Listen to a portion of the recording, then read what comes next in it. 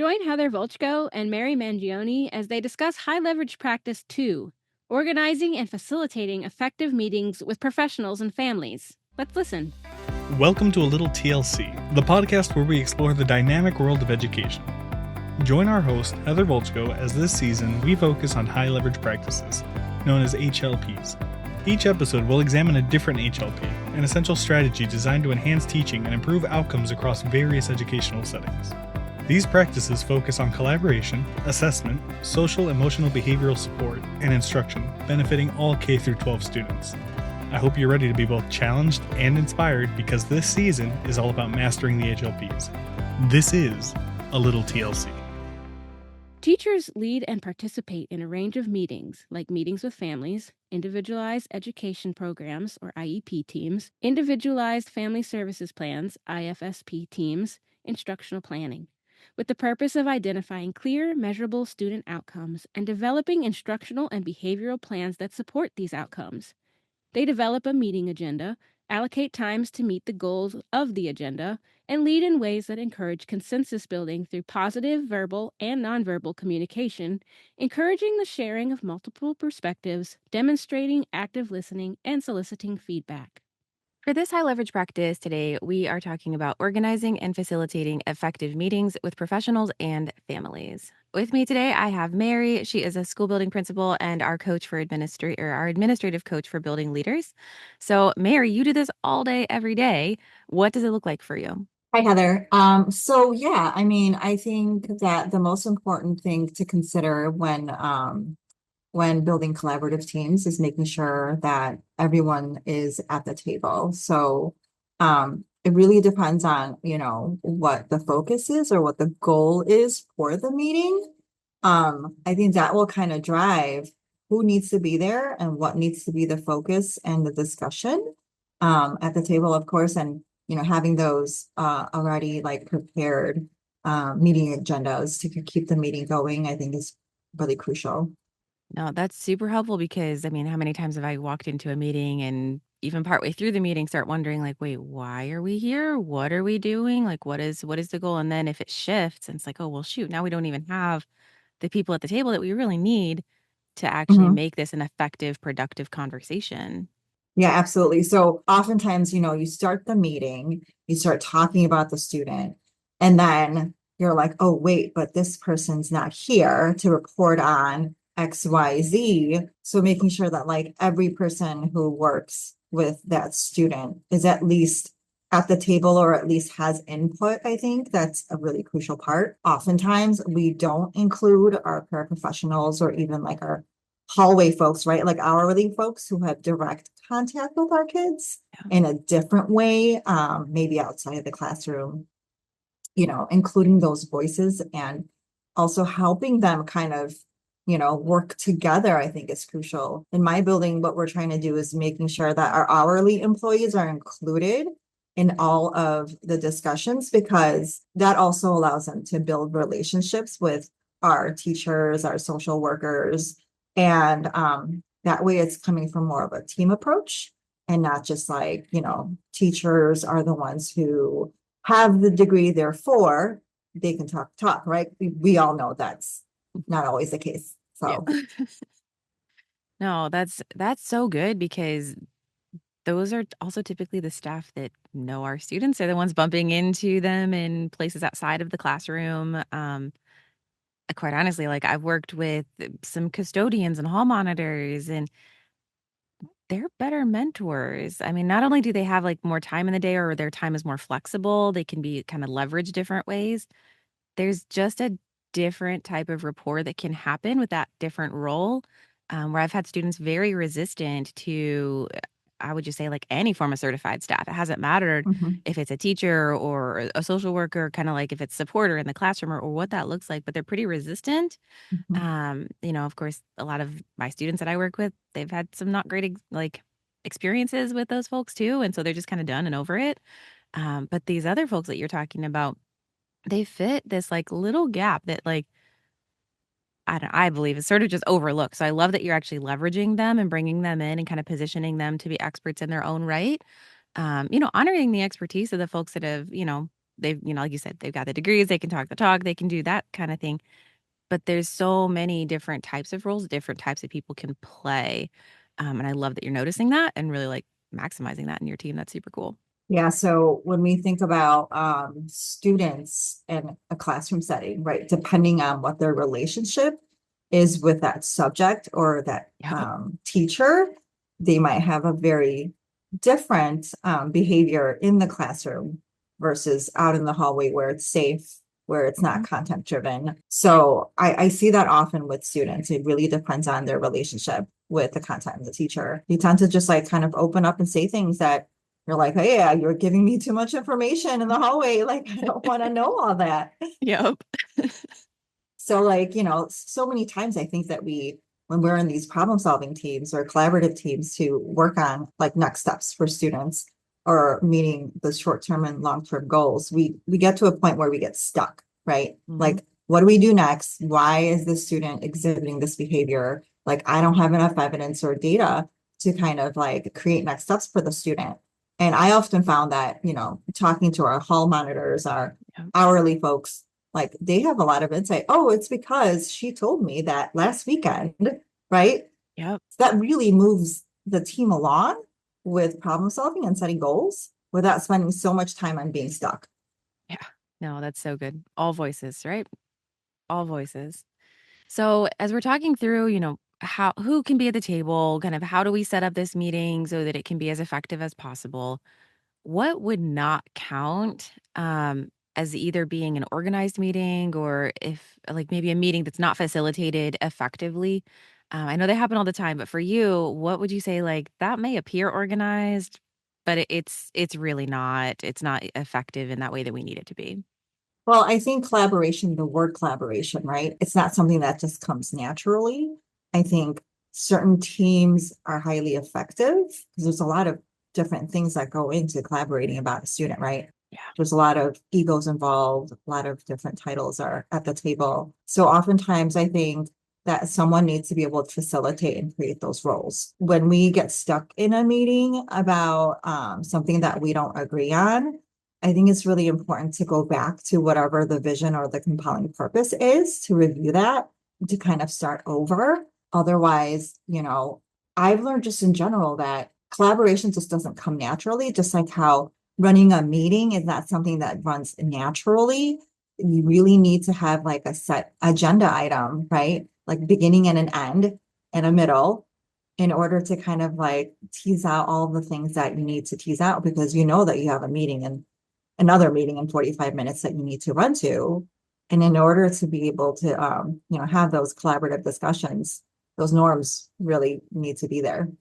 So you're doing these meetings all the time. And I know in your context, you have some very high stakes meetings that can really determine truly the future of a student, but you also have meetings where then you're sort of positioned to coach other buildings as they're trying to figure out either what to do with a student that they still have or how to support a student who's preparing to return.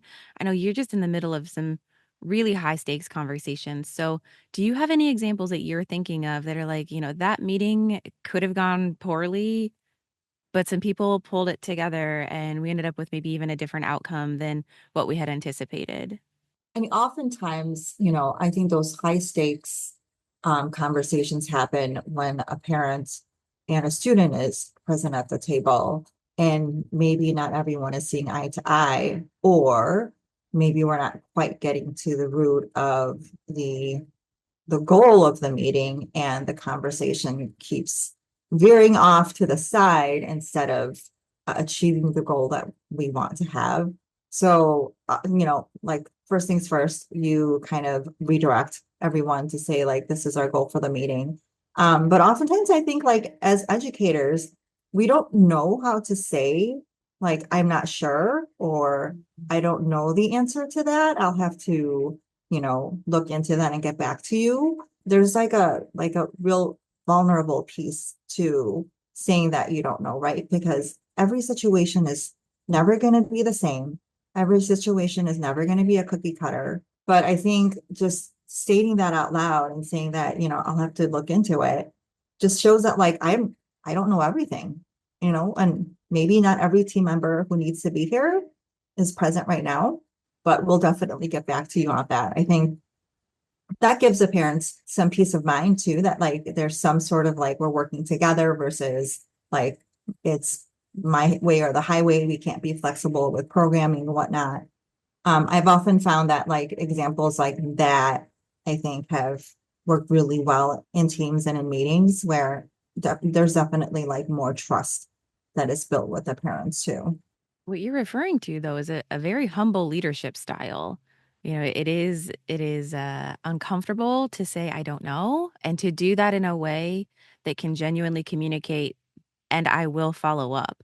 It's not just, oh, I don't know, we can't figure that out, and so we're gonna use what we have now to make whatever decision needs to be made. But instead to say, you know what, I'm not sure, but let me figure that out, and we will get back together, and have families trust that that will actually happen. Like, how have you grown into that? Like, that is such an uncommon leadership style, and you're right, it's so stinking effective, but it's just it's not everywhere. So, like, how did you get into that to be able to be that kind of a leader in such high stakes conversations? I always refer back to those really hard IEP meetings as a teacher. Mm, And, I've worked with some really strong-minded outside advocates, yeah. Mhm. where you really have to look at your IEP draft and kind of look at it and then give it to your principal, be like, is there any feedback, anything that like doesn't look right, before even sending a draft out to the advocate, right? Like I just remember feeling nothing I was doing was right when I was at that stage of my career. And I just remember, the only thing that can, like, I don't know this advocate, like, she doesn't know me. And we're trying to build this relationship via email and also in this 1 hour IEP meeting. Being vulnerable really does go a long way. There are some people, I think they come to a meeting and they immediately kind of have a wall up, right? Like, no, I can't do that, or that's not what we do. But I've always learned that if there is a need for a student, that we can just try to put our heads together, be creative. And at that moment, right, like I don't have an answer, but I do know that I have a team of people I work with who maybe would have different ideas. And I'm going to bring that to the table and say, like, take the team approach and say like, well, I could bring that back to the team. I don't know right now, right? And I've always found that it's very inviting, from anyone who is kind of demanding of certain things in a meeting. Yep. That creates this, okay, you're open to it. You're going to look into it and converse with your team. And then let's see what we come up with, right? So now, and all of a sudden now it's more of like a collaborative team approach and not just like, I'm not going to do that, or I can't do that, or, or we won't do that. Yeah.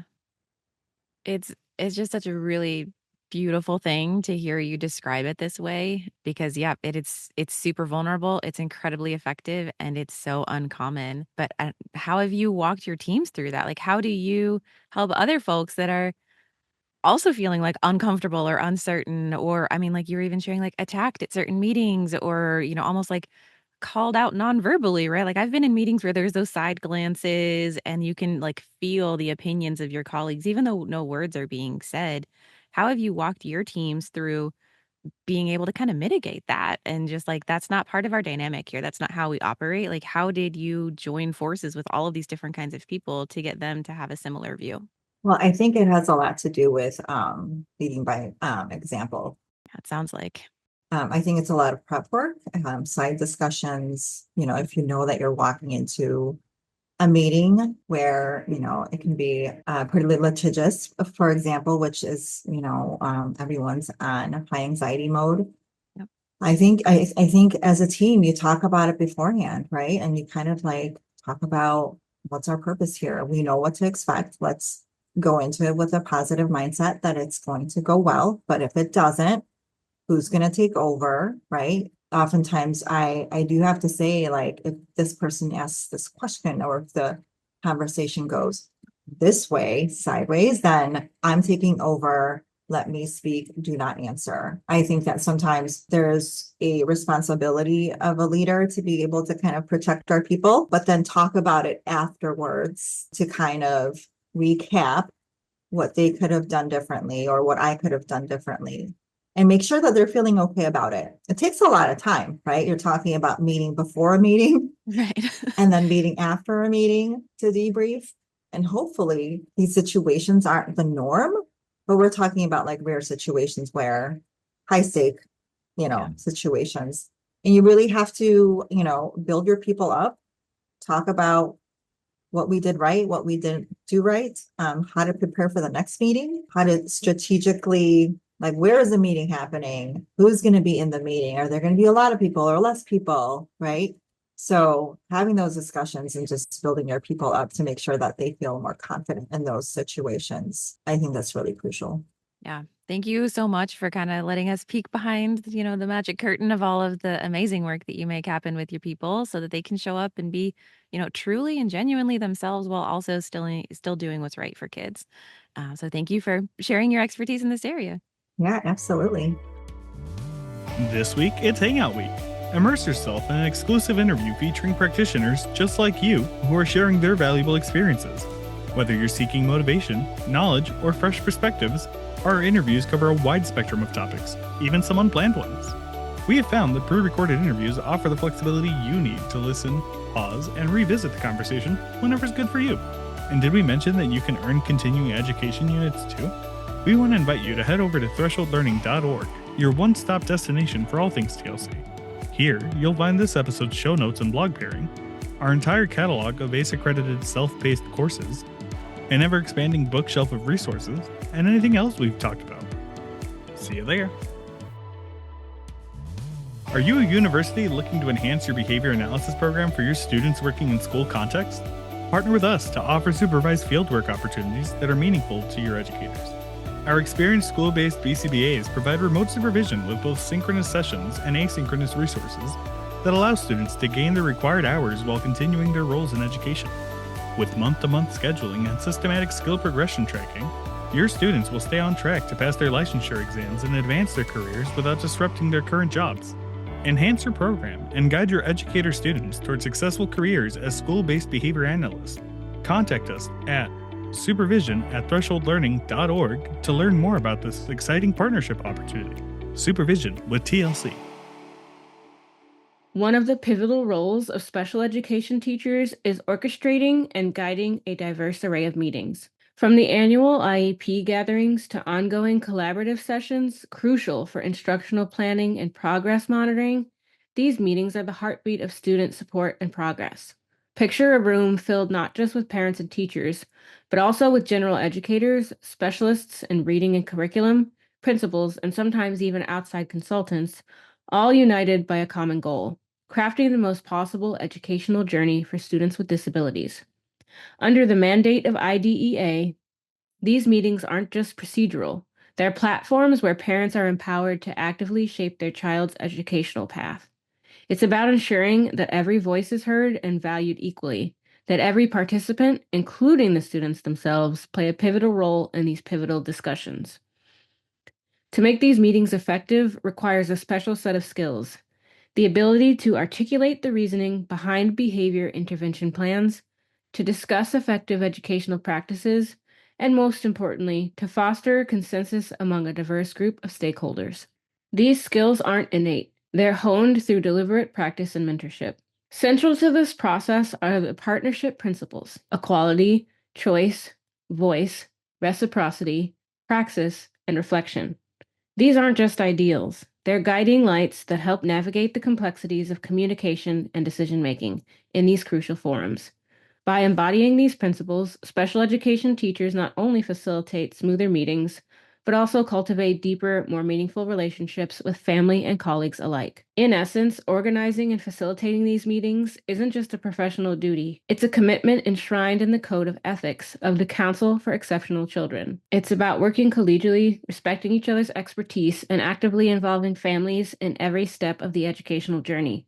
So as we reflect on the art of facilitating these meetings, let us remember, it's not just about what happens in the room, It's about the impact these discussions have on the lives and futures of the students we serve. In the realm of special education, the role of the educator is multifaceted, with one crucial aspect being the ability to lead meetings with colleagues and families effectively.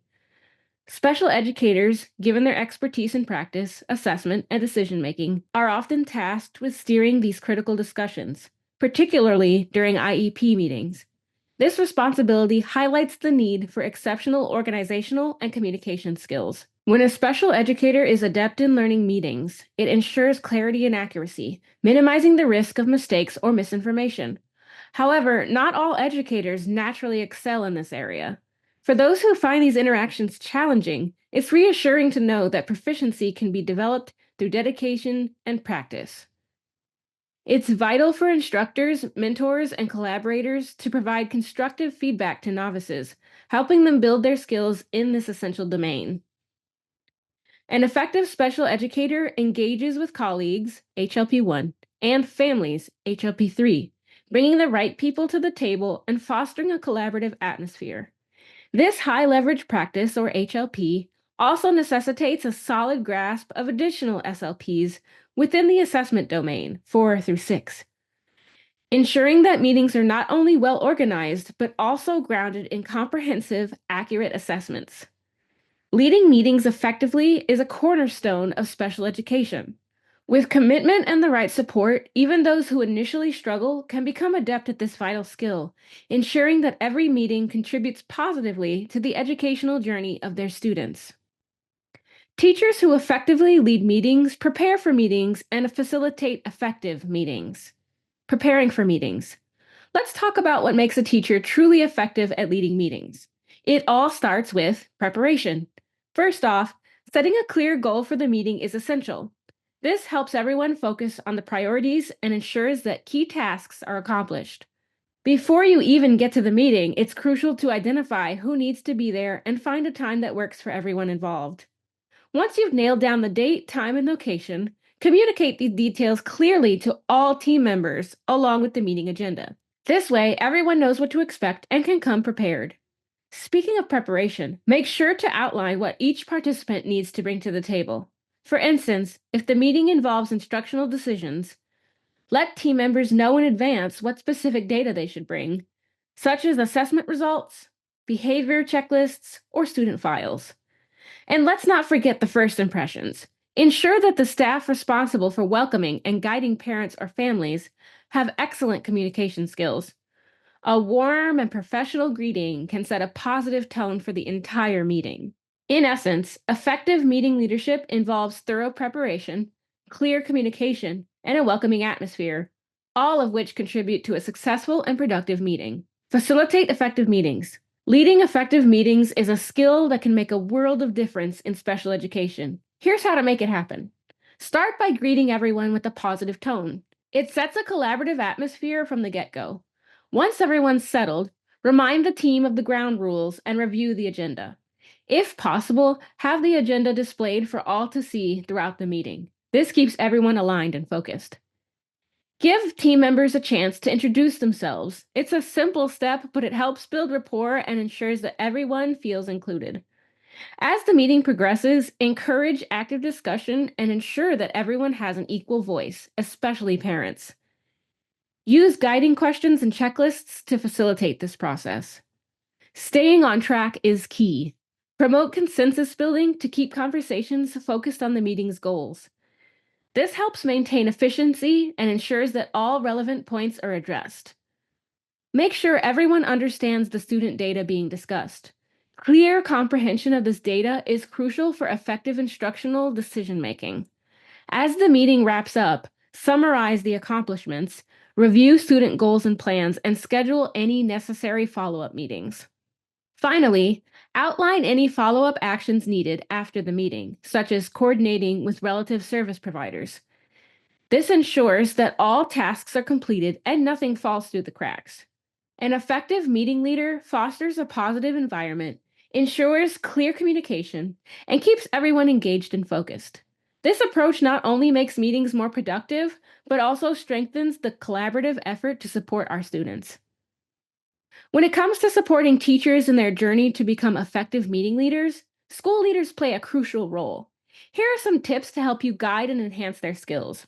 First, assess each teacher's comfort level and expertise in running meetings. This helps identify who might need additional support and where to focus your efforts. Next, offer opportunities for novice teachers to observe skilled facilitators in action. Watching experienced professionals lead various types of meetings provides valuable insights and practical examples.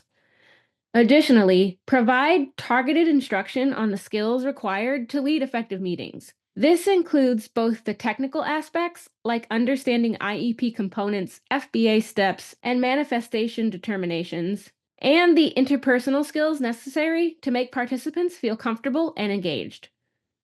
Don't forget to offer constructive feedback on their performance.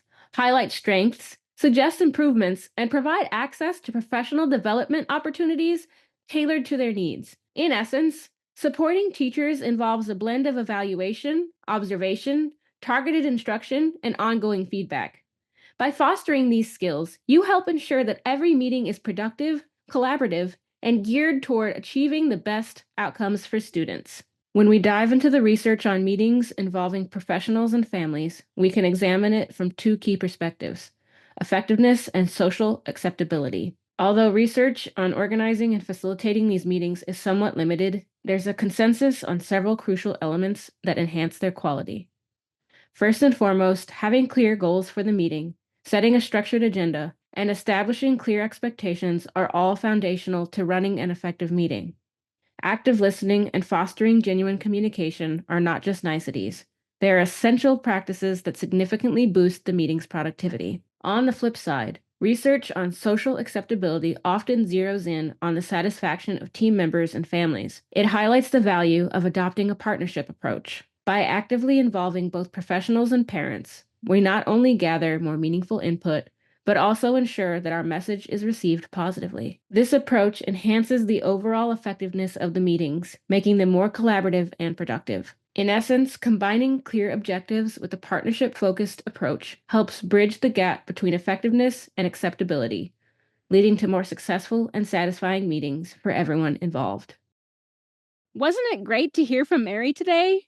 You won't want to miss the next episode, where Heather and Waddell Hamer will be discussing high leverage practice number 3, collaborating with families to support student learning and secure needed services. Until next week. Hey, before you jump back into your busy life, consider dropping a like and follow Threshold Learning TLC on Facebook and Instagram. And if you like our show, share the podcast with your colleagues. A personal recommendation is by far the best way to promote the podcast. Let them know that they can listen on Apple Podcasts, Spotify, or anywhere else they catch their podcasts. Just be sure to leave a rating and review on your favorite platform. You can also email us at info@thresholdlearning.org. We always enjoy connecting with fellow educators and champions for educational justice. You can find everything you're looking for at thresholdlearning.org. See you there.